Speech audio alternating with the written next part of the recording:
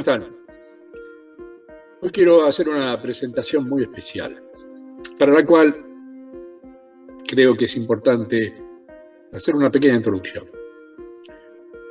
Las primeras etapas en las que desarrollé mi trabajo fueron llamadas audiovisuales. Diapositivas, sonido a través de cintas magnéticas, ya sean cinta abierta o cassette. En el tiempo paso al cine, a través del 8 milímetros primero y luego del Super 8. Y por último arribo al video. El video precisamente VHS, con el cual me inicié porque no podía iniciarme en formatos mayores, dado el costo. Y ahí pude desarrollar una profesión bellísima, documentalista. Los maravillosos equipos me dieron la oportunidad de desarrollar muchísimos, pero muchísimos temas, y uno en particular, del que me siento particularmente orgulloso, y es el que hoy quiero presentarles. ¿Cuál es el tema? Marea Roja. Hicimos 2 documentales coordinados por el doctor Carlos El Busto del SENASA, Servicio Nacional de Sanidad Animal, con sede en Mar del Plata, luego de que este fenómeno se hizo presente con 2 primeras víctimas mortales en el ya tristemente conocido buque Constanza, que ocurrió alrededor del año 1981. Ahí hicimos la primera película, en esa ocasión fue en VHS, precisamente, ya teniendo la tecnología y la gran posibilidad de poder ampliar los espectros desde el punto de vista audiovisual. En el año 1994 llevamos adelante esta película, en la que explicamos, mejor dicho, explica el doctor El Busto, yo simplemente soy el narrador, pero hicimos un lindo trabajo de investigación, precisamente sobre todo el proceso de la saxitoxina, que es esa reacción química que conlleva a la muerte, y en plazos realmente espeluznantes, pueden ser minutos. Hoy se están conociendo tristemente, lamentablemente, noticias que expresan que 20 ballenas francas perecieron en el sur de nuestro país y se cree que fue producto de la marea roja. Fenómeno que pensábamos que había quedado totalmente fuera de lo que es nuestra realidad de vida y sin embargo volvió a aparecer. Así que bueno, es una película que tiene un cierto carácter técnico, pero que bueno, a aquellos que les interesa la temática, está explicado paso a paso y en qué consiste esta tétrica resolución química que la naturaleza nos pone por delante, seguramente debida también a todas las locuras que hemos hecho como seres humanos, llamada saxitoxina. Marea Roja, un documental de que, insisto, me siento particularmente orgulloso. Espero sea de su agrado. Hasta la próxima. Y toda el agua del Nilo se convirtió en sangre. Los peces del Nilo murieron y el río dio un olor tan pestilente que los egipcios ya no pudieron beber sus aguas. Entonces hubo sangre en todo el territorio de Egipto. La Biblia. Éxodo 7, 20, 21. Este es el primer testimonio escrito acerca del cambio de color que puede sufrir la superficie de un cuerpo de agua.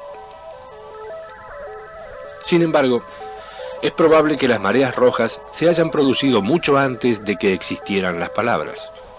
Hace ya cientos de millones de años, en los remotísimos tiempos en que aparecieron los organismos que las causan.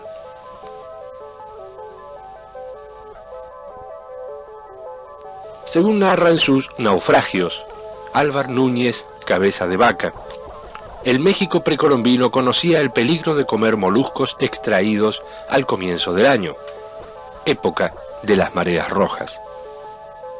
Últimamente, su frecuencia e intensidad han aumentado de manera significativa. Poco después del mediodía del 20 de noviembre de 1980, el pesquero de altura Constanza seguía tirando sus redes a la altura de Bahía Blanca, 315 kilómetros al sudeste de la costa marplatense, sin sospechar que a bordo comenzaba a crecer un drama que poco después alertaría a todo el país. En ese momento, el segundo maquinista, Carlos González, y el marinero Miguel Ángel Zafarana se pusieron a comer. Eligieron mejillones. José González, hermano de Carlos y también maquinista, no quiso comer. Decidió seguir con el mate. Limpiaron los mejillones, los sirvieron, los colaron y dieron buena cuenta de ellos. Un marinero que solo había probado 2 mejillones se sintió mal, pero le bastó con una siesta para recuperarse. El caso de González y Zafarana fue distinto. Comenzaron los mareos, los vómitos, la parálisis facial, la sensación de ingravidez. De nada sirvieron los intentos de los otros pescadores por ayudarlos. El lavado de estómago con agua de mar fue en vano. Primero murió González. Después, Zafarana. A las 3 de la tarde, la Prefectura Naval de Mar del Plata se enteró de lo que pasaba en el Constanza y le ordenó a su capitán, Jorge Lodge, volver a puerto. El médico del destructor, Luis Piedrabuena, que se había acercado a ayudar, solo pudo certificar las muertes. Por la tarde del otro día, el barco llegó a la escollera sur del puerto de Mar del Plata. Alimentos frescos o envasados en mal estado, envenenamiento intencional. Ante la incertidumbre, los rumores corrían entre los pescadores marplatenses. Los cadáveres fueron llevados a la morgue judicial del cementerio de la Loma para la autopsia. Las vísceras de los marineros fueron enviadas a los laboratorios especializados de los tribunales de La Plata. La prefectura secuestró el resto de los 14 cajones que habían pescado. Comenzó la investigación. Para muchos, también el pánico.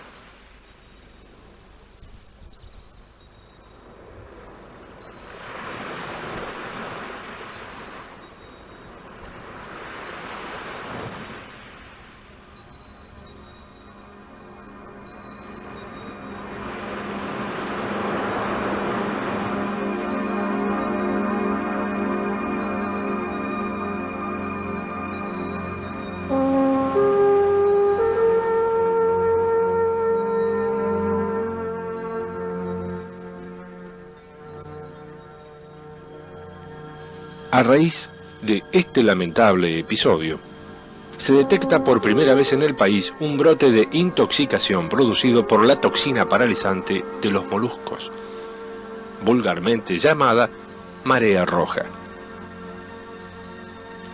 Las mareas rojas, florecimientos extraordinarios de microorganismos muchas veces tóxicos, son catástrofes naturales, inevitables y casi siempre impredecibles. Este fenómeno fue observado en distintas partes del mundo y desde los tiempos más antiguos de la humanidad. Con él se relaciona el nombre que se ha dado al Mar Rojo, cuyas aguas de superficie tienen durante algunos días del verano el color de la sangre. La necesidad de explorar la naturaleza íntima de estos fenómenos resulta entonces evidente, y con este propósito hemos de introducirnos en el mundo del fitoplancton, del griego fito, vegetal, y plancton, errante. El fitoplancton está compuesto por plantas microscópicas unicelulares, que pueblan las capas superficiales de todos los cuerpos de agua, tanto dulce como marina. Utilizando la luz solar como fuente de energía, ellas transforman sustancias simples que obtienen del medio ambiente en la materia orgánica necesaria para su crecimiento y multiplicación. Todos los animales acuáticos deben su subsistencia en forma directa o indirecta a la multiplicación celular de estas plantas microscópicas. Diatomeas, flagelados y dinoflagelados son, por su cantidad, los grupos de algas más importantes que componen el fitoplancton. El número de las especies vivientes conocidas dentro de los diferentes grupos del fitoplancton es cercano a 5000. Son alrededor de unas 300 las que se conoce que en ocasiones pueden desarrollarse y producir mareas rojas, mientras que solo unas 40 especies tienen la capacidad de producir toxinas. La expresión marea roja, aunque no la más apropiada para describir estos fenómenos, es un término popular que ha sido adoptado por la mayoría de los científicos. Los dinoflagelados son importantes miembros del fitoplancton, contribuyendo significativamente como fotosintetizadores en la producción de materia orgánica, tanto en los océanos como en mares interiores. Son algas unicelulares fotosintéticas, las cuales tienen la propiedad de producir una endotoxina no proteica, muy potente y altamente letal en mínimas cantidades, denominada saxitoxina. No todos los dinoflagelados del plancton marino tienen la propiedad de elaborar esta toxina. En la zona del litoral marítimo argentino, el dinoflagelado tóxico que predomina y produce brotes de marea roja es el Alexandrium tamarense, entre otros. El principal veneno producido por este microorganismo es un éster sulfónico de la saxitoxina, el sulfato de 11-hidrosaxitoxina. Luego de muestreos realizados en el canal de Beagle, frente a la ciudad de Ushuaia, en febrero de 1992 se detecta la presencia de otra especie de Alexandrium, denominada Catenella, con un título de 636.000 unidades ratón por 100 gramos de carne de mejillón, siendo considerado el mayor del mundo a la fecha. Estos dinoflagelados, de acuerdo a las características ambientales, tienen dos estados biológicos. En otoño-invierno, cuando las condiciones climáticas son desfavorables, baja irradiación solar, aguas frías, etc., el dinoflagelado se enquista, pierde movilidad y se deposita en el fondo marino, fase bentónica. En primavera-verano, cuando aumenta la temperatura del agua, la irradiación solar, el afluente de nutrientes como ser oligoelementos y vitaminas, y baja la salinidad del agua, esta alga unicelular pierde su cubierta protectora y se transforma en un ente móvil, con dos flagelos, y comienza su ciclo reproductivo exponencial, denominado florecimiento, fase planctónica o vegetativa. La reproducción es por división directa, siendo la misma tan intensa que puede haber hasta cientos de millones de células por litro de agua. Esta alta concentración de células es la que provoca a veces la discoloración del agua, produciendo la denominada marea roja. A través de un cuidadoso análisis microscópico pueden identificarse las especies nocivas y distinguirse de las inocuas. En áreas con activa acuicultura, esta tarea se lleva a cabo mediante la implementación de programas de monitoreo del fitoplancton. Se reconocen diferentes tipos de florecimientos perjudiciales. 1. Especies que producen discoloraciones inocuas. Sin embargo, en condiciones excepcionales, por ejemplo, bahías protegidas, el crecimiento puede ser de tal magnitud que puede producir mortalidad de fauna por falta de oxígeno. 2.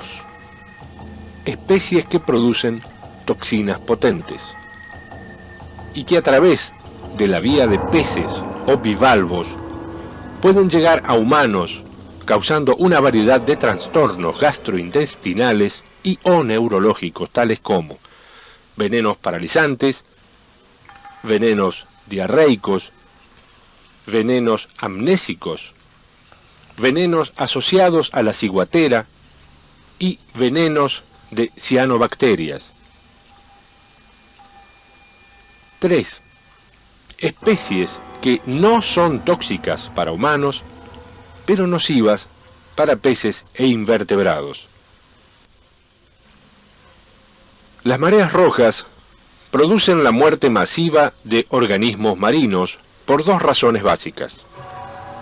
La primera está relacionada con el consumo total del oxígeno disuelto en la columna de agua y la descomposición final de la masa de algas. En estas condiciones, la mayoría de los animales marinos mueren por anoxia. La segunda razón se vincula al hecho de que algunas algas formadoras de mareas rojas, en especial ciertos dinoflagelados, son productoras de potentes toxinas. Esta circunstancia resulta particularmente compleja por el hecho de que distintas especies de algas producen distintas toxinas.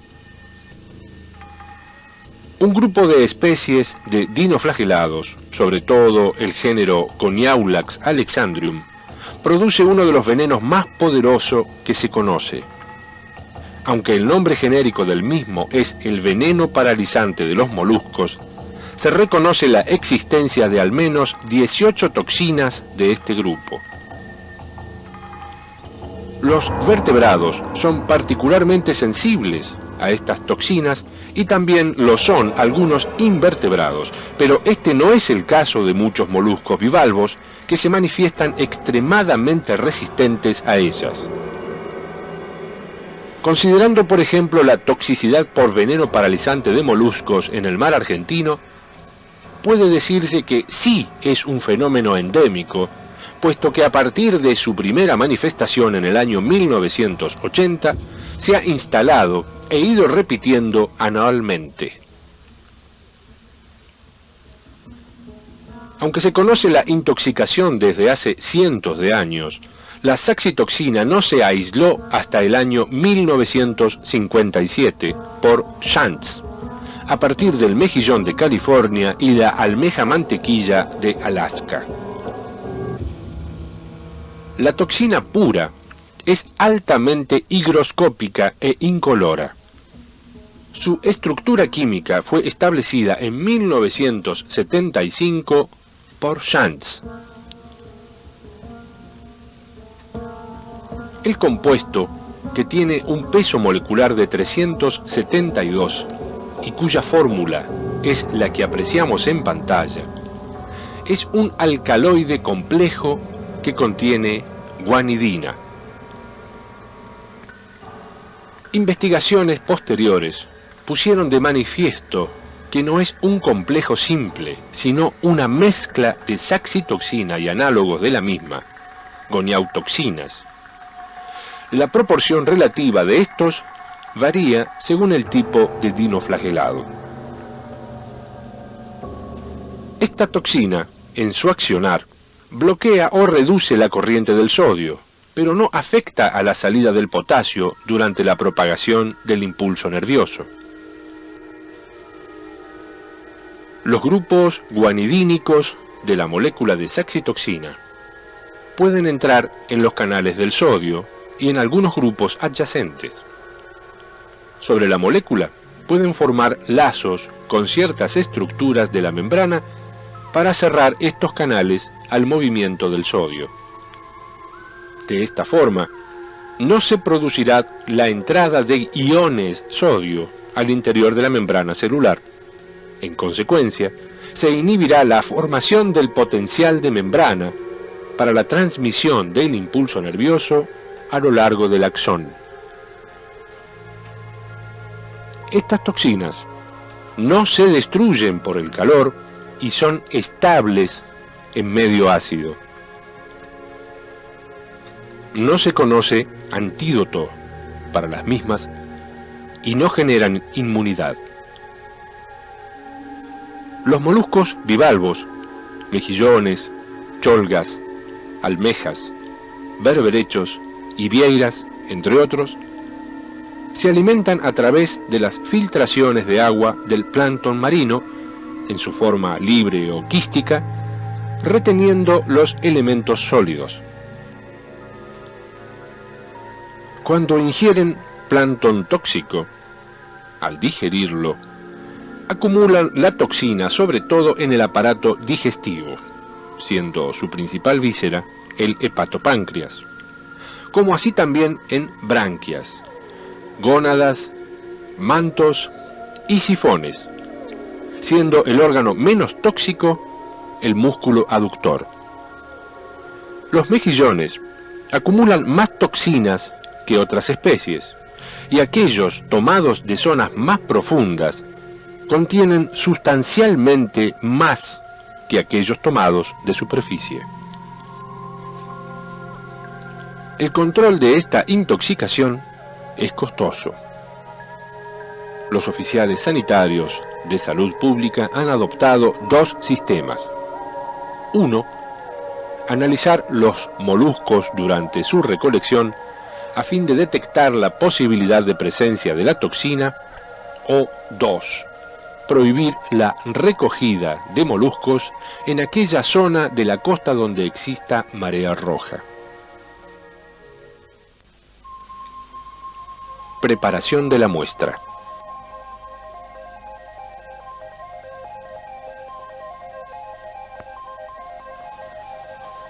En el caso de moluscos bivalvos, como mejillones, vieiras, berberechos, almejas, cholgas, etc., se procede de la siguiente manera.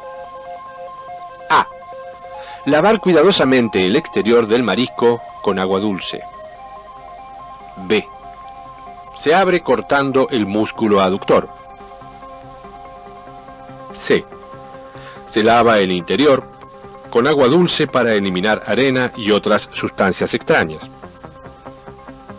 D. Se separa la carne de las valvas. No se debe usar calor ni anestésicos en el momento de cortar el marisco. E. Se recoge aproximadamente de 150 a 200 gramos de carne y se le coloca en un tamiz para dejar escurrir durante 5 minutos. El líquido filtrado se desecha. F. Se procesa en una licuadora de tipo casero hasta consistencia homogénea. Preparación del extracto ácido.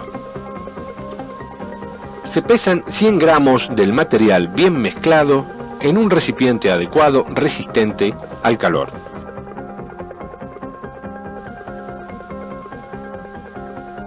se añade al mismo 100 mililitros de una solución acuosa al 0,1 normal de ácido clorhídrico.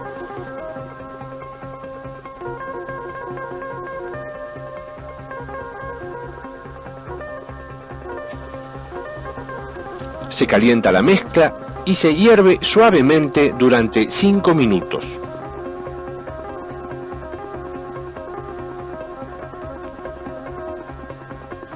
Y luego se deja enfriar. Una vez frío, se toma el pH del líquido, el cual debe ser menor a 4,5 con un papel medidor de pH. Si se necesita bajar el pH, se utiliza una solución 5 normal de ácido clorhídrico, gota a gota, y en caso de necesitar subir el mismo, se utiliza una solución 0,1 normal de hidróxido de sodio, gota a gota. Se traslada la mezcla a una probeta graduada y se completa hasta 200 mililitros, con agua pura o levemente acidulada.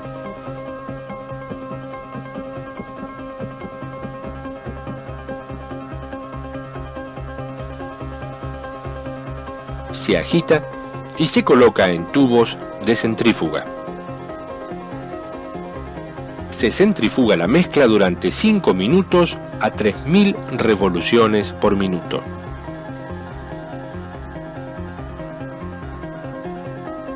Al líquido sobrante se lo denomina extracto ácido.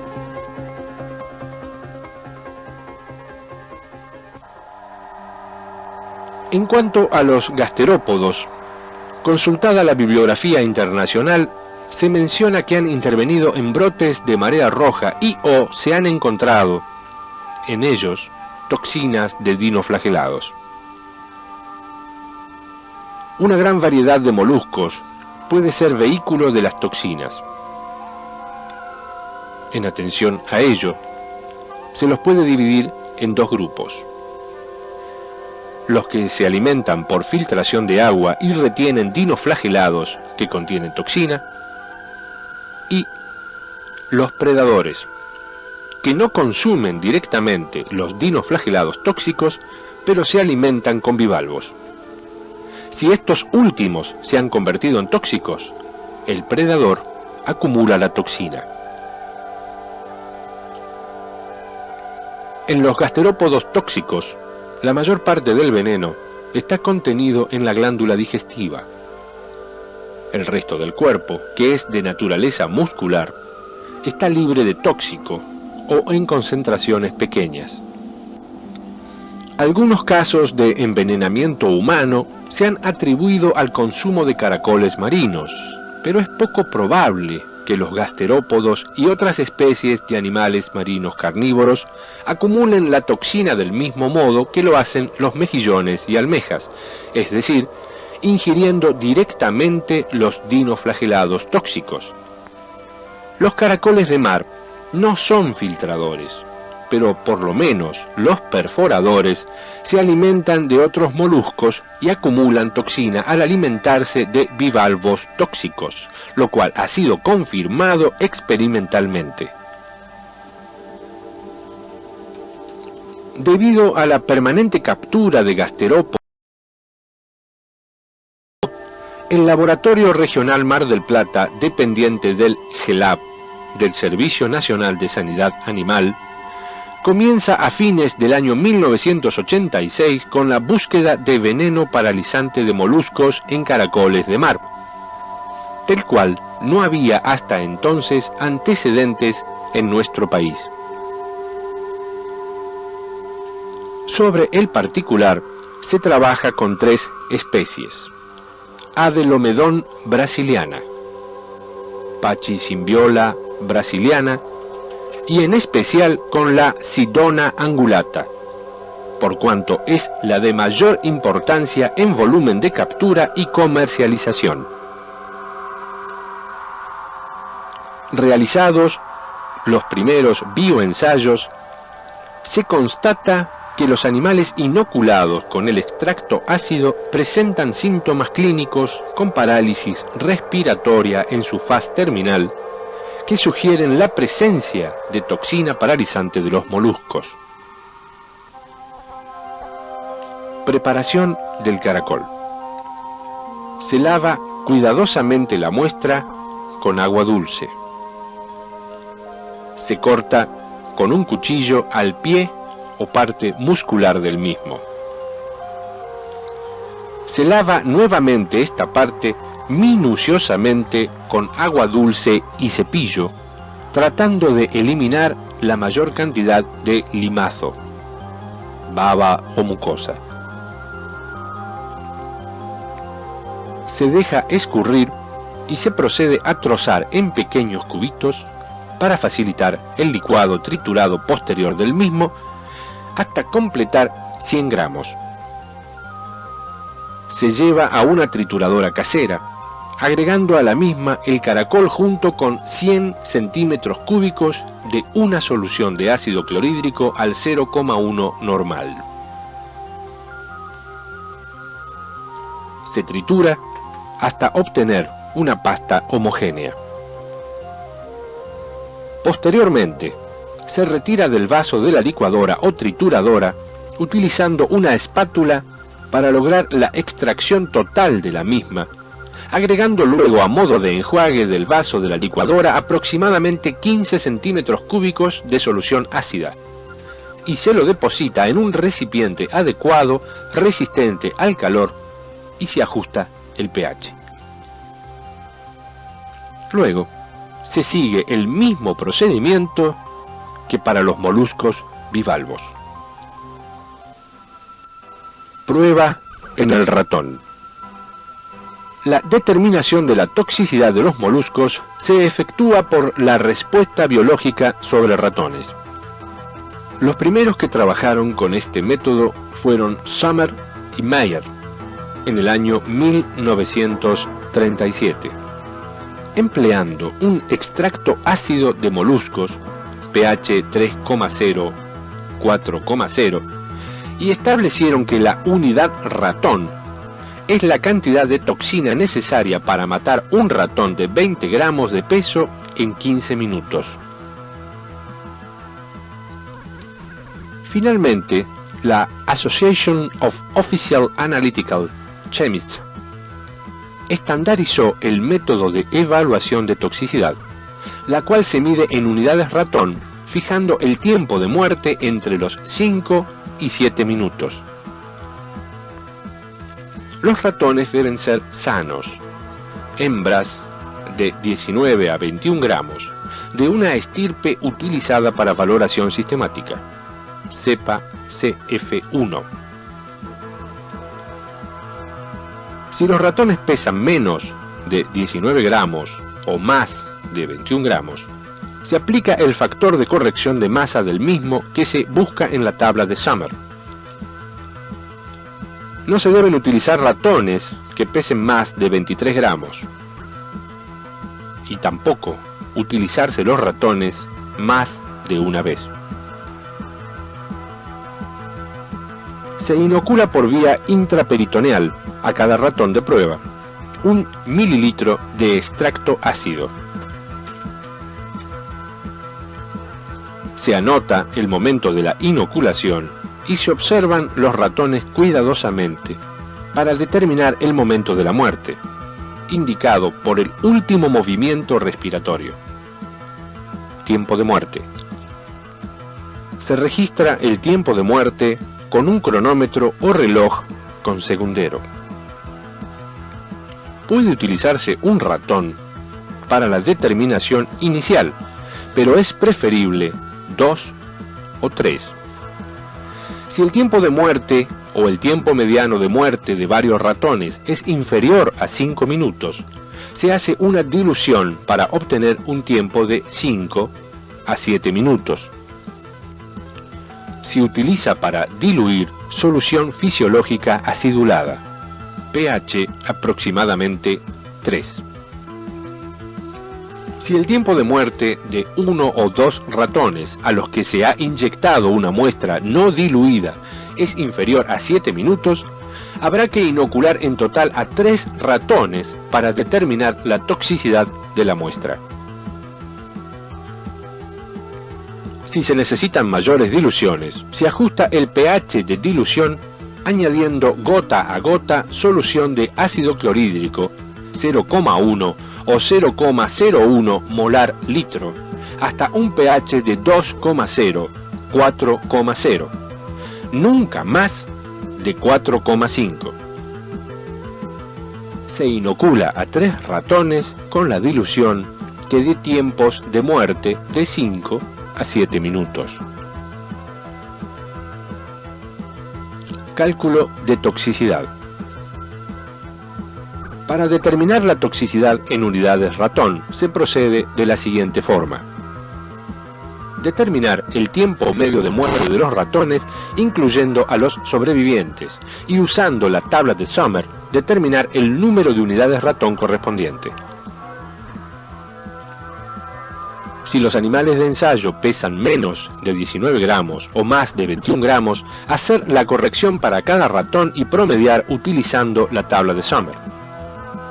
Considerar el tiempo de muerte de los sobrevivientes como mayores de 60 minutos o equivalente a menos de 0,875 unidades ratón cuando se calcule la media.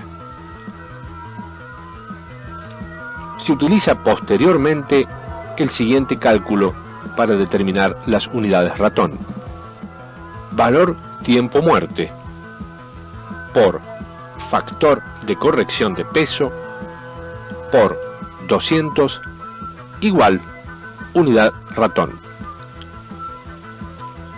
Si se realizan diluciones, hay que agregar multiplicando a lo expresado anteriormente el factor de dilución. Cualquier valor superior a 400 unidades ratón se considera no apto para consumo humano.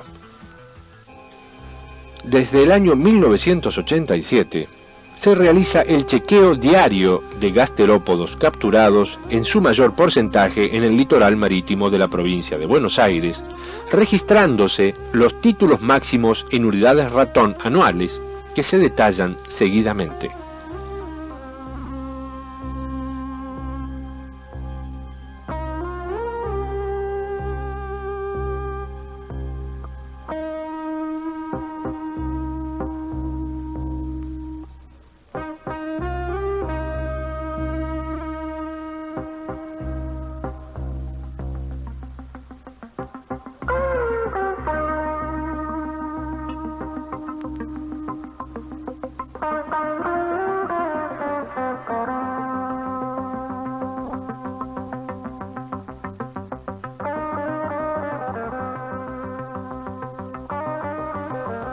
Estos títulos corresponden a los análisis realizados en caracoles crudos de la especie Sirona angulata, del músculo o pie, parte comestible. Cabe mencionar que de acuerdo al control diario de la materia prima capturada, se constata que esta especie, a diferencia de los moluscos bivalvos, se encuentra afectada del fenómeno denominado marea roja prácticamente durante todas las estaciones del año, con titulaciones que oscilan entre las 200 y 1000 unidades ratón. Esto nos demuestra que si bien la acumulación de toxina no es tan significativa en los gasterópodos como otras especies, que durante la floración del dinoflagelado tóxico Alexandrium tamarense presentan una elevada toxicidad, su ingesta sin el correspondiente análisis previo es un riesgo para la salud humana. Las mareas rojas aparecen en nuestros días como un fenómeno en expansión. Una de las explicaciones mejor fundadas señala a la contaminación de las aguas en las zonas estuariales o costeras de circulación restringida como principal responsable del incremento de la marea roja. La situación del mar interior del Japón resulta un buen ejemplo para ilustrar esta correspondencia entre contaminación y florecimientos excepcionales. Recientemente, y a modo de hipótesis, se ha señalado la posible conexión entre el desarrollo de mareas rojas y el incremento de la radiación ultravioleta como consecuencia de la disminución de la capa de ozono. La solución práctica de este problema es la detoxificación inducida a escala industrial. De los diversos métodos existentes para lograrla, el uso en el agua del ozono y luz ultravioleta parecen ser los más efectivos.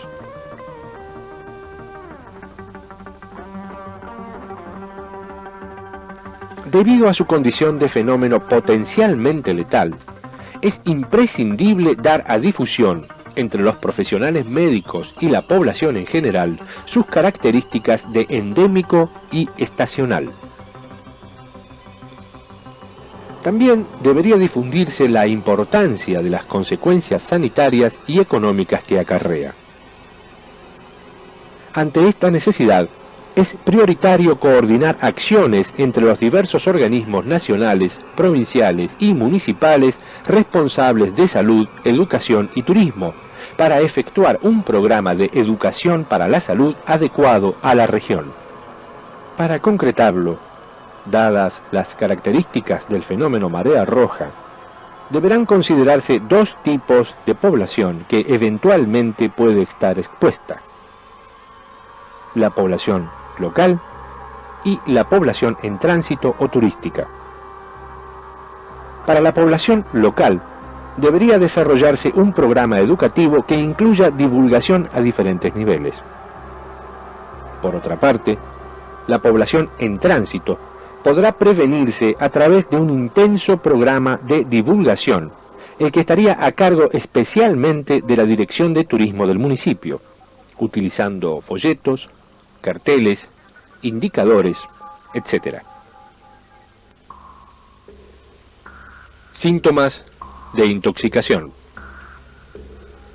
Comienzan después de 20 a 40 minutos. A veces, a los 5 minutos de ingeridos los moluscos bivalvos. Los síntomas están asociados a parálisis periféricas. La toxina se absorbe a través del tubo digestivo, a partir de la mucosa bucal. Los síntomas comienzan con sensación de hormigueo, quemazón o cosquilleo alrededor de los labios, lengua, encías y parestesia, con progresión gradual al cuello, brazos, punta de los dedos, piernas y pies. Además, se presenta un cuadro de somnolencia u obnubilación, entumecimiento y debilidad muscular, de tal manera que los movimientos voluntarios, como por ejemplo levantar la cabeza, pueden ser hechos con gran dificultad.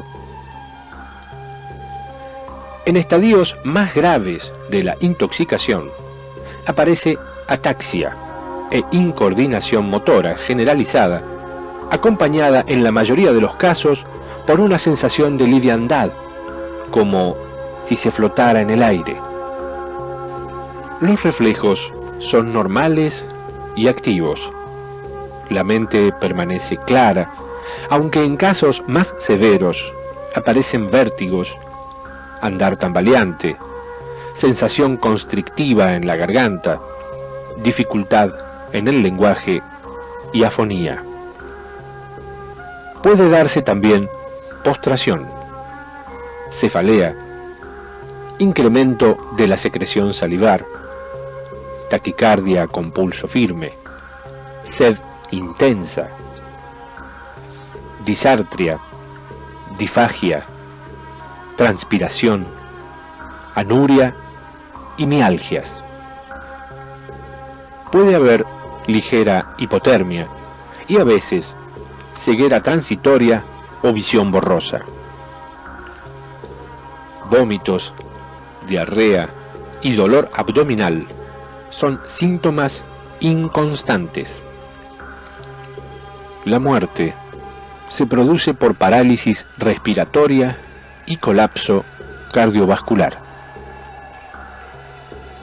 La mayoría de las muertes ocurren dentro de las primeras 12 horas, y los enfermos que sobrepasan las 24 horas se reponen generalmente en 3 o 4 días. Durante el periodo de recuperación, algunos pacientes tienen sensación de frío en sus miembros y pueden sentirse ligeramente estupefactos o fatigarse con facilidad. La toxina se excreta por orina. Cada hora se elimina el 15% de la toxina ingerida, por lo que el peligro desaparece después de las 12 horas con buena función renal.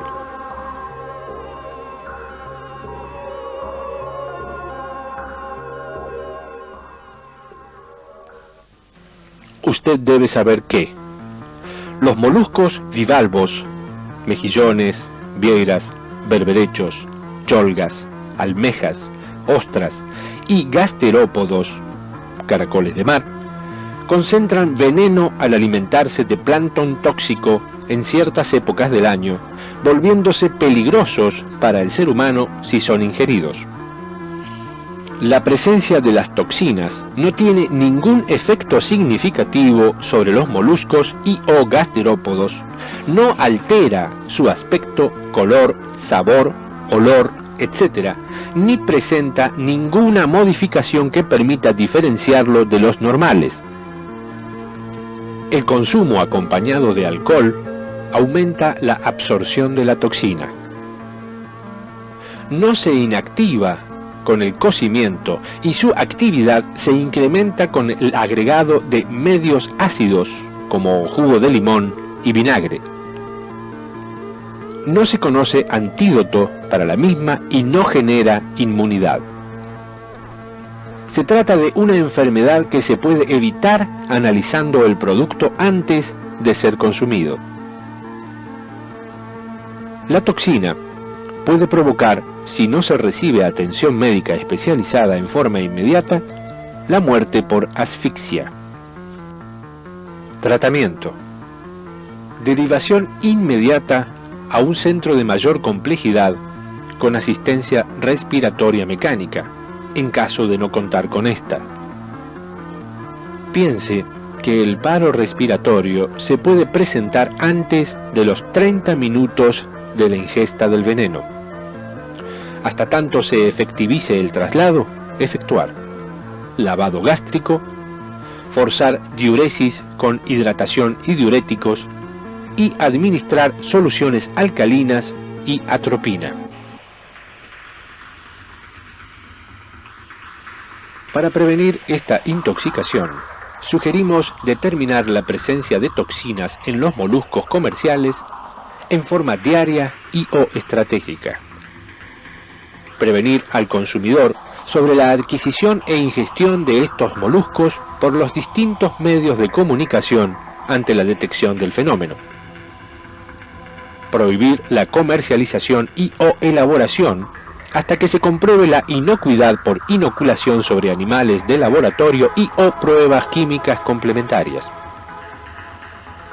Instruir al personal que interviene en la captura sobre la abstención de consumir los productos sin previo análisis.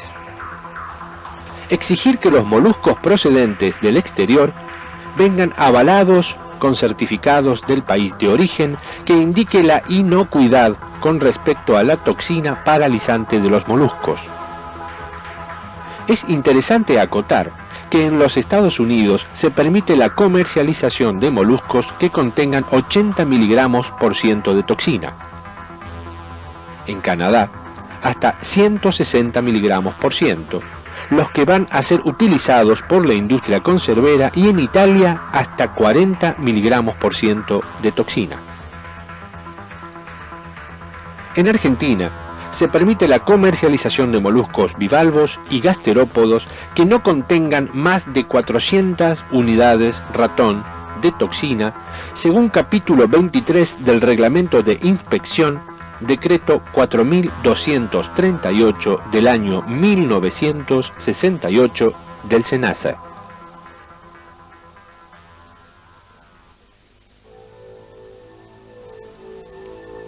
Existen en los documentos históricos muchos ejemplos de enfermedades graves y mortales originadas por la ingestión de moluscos tóxicos por el consumidor imprudente o descuidado.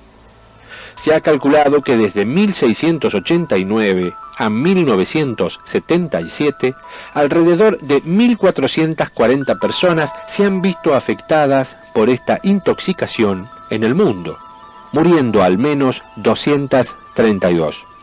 Indudablemente, la incidencia real de la intoxicación es muy superior. En 1987, durante la primera marea tóxica detectada en Guatemala, se registraron 201 intoxicaciones humanas de carácter grave.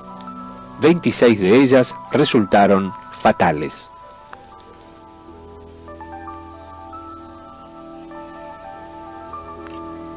Marea roja.